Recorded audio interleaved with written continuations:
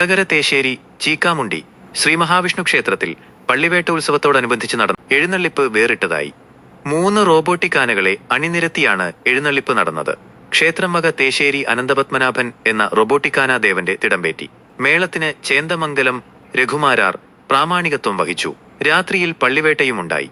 ആഘോഷ പരിപാടികൾക്ക് ക്ഷേത്ര സംരക്ഷണ സമിതി president KI Purushothaman, secretary PS Jayakumar, treasurer CV Rajan, Devaswom secretary Sasi Kombath, NP Sivan തുടങ്ങിയവർ നേതൃത്വം നൽകി. ക്ഷേത്രത്തിലേക്ക് മുംബൈ ആസ്ഥാനമായുള്ള പെറ്റ ഇന്ത്യ എന്ന സ്വകാര്യ സ്ഥാപനമാണ് റോബോട്ടിക് ആനയെ സമർപ്പിച്ചത്.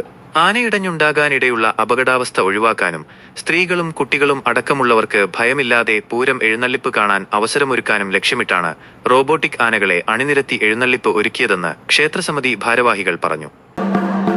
ഞങ്ങളുടെ ക്ഷേത്രത്തിൽ കാലങ്ങളായിട്ട് 3 ആനയെ എഴുന്നള്ളിക്കുന്ന പതിവാണ് ഉണ്ടായിരുന്നത്. ആ 3 ആനയിൽ മിക്കവാറും എല്ലാ കൊല്ലങ്ങളിലും ഒരാനെങ്കിലും പ്രശ്നം ഉണ്ടാക്കാറുണ്ട്.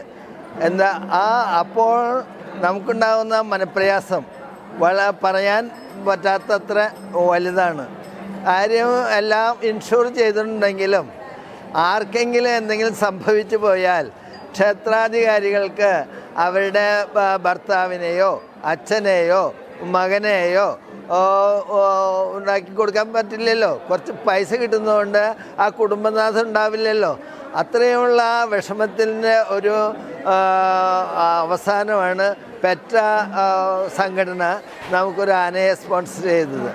ഇപ്പോൾ അടുത്തുള്ള ക്ഷേത്രങ്ങളിൽ ഇതുപോലെ അവർ സ്പോൺസർ ചെയ്ത് നൽകിയിട്ടുണ്ട്, സമർപ്പണം ചെയ്തിട്ടുണ്ട്.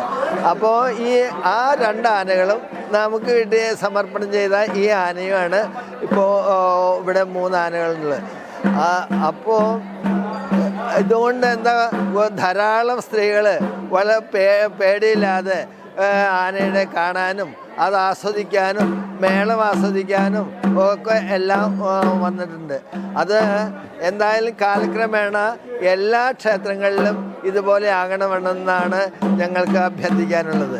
അപ്പോൾ പ്രശ്നമൊന്നുമില്ലാതെ സൗകര്യപൂർവ്വം വളരെ സന്തോഷത്തോടെ സ്നേഹത്തോടെ ക്ഷേത്രങ്ങളിൽ ഉത്സവം കാണാൻ വരാനും ഉത്സവം ആസ്വദിക്കാനും സാധിക്കും.